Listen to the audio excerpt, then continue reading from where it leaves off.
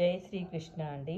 ఈరోజు భగవద్గీతలోని ఏకదశోధ్యాయంలోని 13, 14, 15 శ్లోకాల భావములు తెలుసుకుందాము. మొట్టమొదటగా 13వ శ్లోకం. తత్రైకస్తం జగత్కృత్స్నం ప్రవిభక్తమనేకధా అపశ్యద్దేవ దేవస్య శరీరే పాండవస్తదా.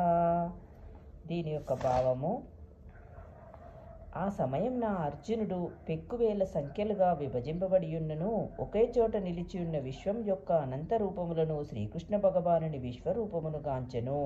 ఈ శ్లోకం నందలి తత్ర అను పదము మిక్కిలి ప్రధానమైనది. అర్జునుడు విశ్వరూపమును చూచినప్పుడు శ్రీకృష్ణ అర్జునులిరువురును రథం పైననే కూర్చుండురనియు ఆ పదము సూచించుచున్నది. శ్రీకృష్ణ భగవానుడు దివ్యదృష్టిని అర్జునునకు మాత్రమే ప్రసాదించుటచే యుద్ధరంగమునందు అతడు తప్ప ఇతరెవ్వరులను ఆ రూపమును దర్శింపలేకపోయిరి. శ్రీకృష్ణుని దేహం నందు అర్జునుడు అనేక వేలాది లోకములను చూడగలిగెను. అనేక లోకములు మరియు వేలాది విశ్వములు గలవని వైదిక గ్రంథముల నుండి మనకు తెలియచున్నది. వానిలో కొన్ని మట్టిచే, కొన్ని బంగారంచే, కొన్ని రత్నములచే చేయబడినవనియు, వానిలో కొన్ని అతిపెద్దవనియు మరికొన్ని అతి చిన్నవనియు మనకు తెలియచున్నవి. కేవలము తన రథంపై కూర్చుండి వీనినన్నింటినీ అర్జునుడు దర్శింపగలిగాను. కానీ శ్రీకృష్ణార్జునుల నడుమ ఏమి జరుగుతున్నదో ఇతరులెవ్వరునూ ఎరుగజాలకుండిరి. ఇప్పుడు 14వ శ్లోకం. తతః సవిస్మయావిష్టో హృష్టరోమా ధనంజయః ప్రణమ్య శిరసా దేవం కృతాంజలిరభాషత. దీని యొక్క భావము: అంతటా సంభ్రమునకు గురి అయిన వాడును, ఆశ్చర్యచకితుడైన వాడును, రోమాంచితుడైన వాడును అగు అర్జునుడు శిరసు వంచి నమస్కరించుచు ముకులిత హస్తములతో దేవాది దేవుని ప్రార్థింపడొడగెను. దివ్య దర్శనమైనంతటనే శ్రీకృష్ణార్జున నడుమ గల సంబంధము వెంటనే మారిపోయెను.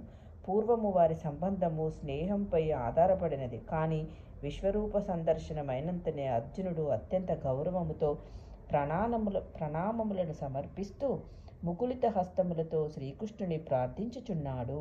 అతడు విశ్వరూపమును ప్రశంసించుచున్నాడు. ఈ విధముగా ఇప్పుడు అర్జునుని సంబంధము సఖ్యరసము కాకుండా అద్భుత రసముగా మార్పునందెను. శుద్ధ భక్తులు శ్రీకృష్ణుని సమస్త సంబంధములకు నిదానముగా దర్శించుదురు. శాస్త్రములందు పేర్కొనబడిన 12 రసములు శ్రీకృష్ణుని యందు కలవు. ఇరువురు జీవుల నడుమను, దేవతల నడుమను లేదా దేవాది దేవునికిని మరియు భక్తుల నడుమ పరస్పరము వినిమయము జరుగు సర్వ రస సంబంధములకన్నింటికిని అతడే నిధి వంటి వాడని చెప్పబడినది. ఇక్కడ అర్జునుడు అద్భుత రస సంబంధముచే ఉత్తేజితుడయ్యను. అతడు సహజముగానే సమచిత్తుడును, శాంతుడును అయినప్పటికీ అద్భుత రస భావముతో పారవశ్యమునకు లోనయ్యను. రోమములు నిక్కబడుచుకొనగా ముకులిత హస్తములతో అతడు పరమపురుషునికి ప్రణామములను అర్పింపసాగాను. అతడు దేవాది దేవుని అద్భుతములచే ప్రభావితుడయ్యనే గాని భయమునకు గురి కాలేదు. అతనికి అద్భుత రసమను భావన వెంటనే వ్యక్తమయ్యను. సహజ ప్రేమయుక్తమైన అతని సఖ్య సంబంధము అద్భుత రసముతో ప్రభావితమవ్వగా అతడు ఆ విధముగా వర్తించెను.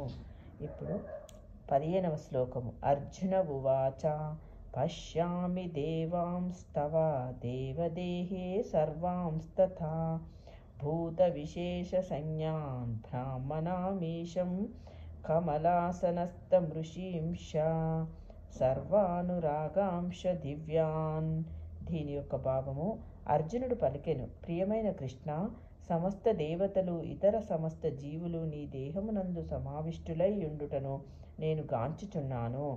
పద్మాసనుడైన బ్రహ్మను, శివుని, మహర్షులందరినీ, దేవతా సర్పములను కూడా నీ యందు నేను దర్శించుచున్నాను. అర్జునుడు విశ్వమునందలి సర్వమును విశ్వరూపమున దర్శించుచున్నాడు. అనగా విశ్వమునందలి ప్రథమజీవి అయిన బ్రహ్మను, విశ్వపు అధో ప్రాంతములందు గర్భోదాయక శాయి విష్ణువు శయనించియున్నట్టి దేవతా సర్పమును అతడు దర్శించుచున్నాడు. వాసుకి అని పిలువబడు సర్పములు ఇంకనూ కొన్ని గలవు. ఇక్కడ అర్జునుడు గర్భోదాయక శాయి విష్ణువు మొదలుగా విశ్వమునందలి ప్రథమజీవి అయిన బ్రహ్మదేవుడు వసించు పద్మలోకం యొక్క అత్యంత ఉన్నత భాగం వరకు అర్జునుడు చూడగలిగెను. అనగా కేవలము రథంపై ఒకే చోట కూర్చుండిన అర్జునుడు ఆది నుండి అంతం వరకును సర్వమును దర్శింపగలిగెను. దేవాది దేవుడైన శ్రీకృష్ణుని కృపచేతనే అది సాధ్యమయ్యను అని భావము. జై శ్రీకృష్ణ అండి. రేపటి వీడియోలో మరికొన్ని శ్లోకములతో మళ్ళీ కలుస్తాం.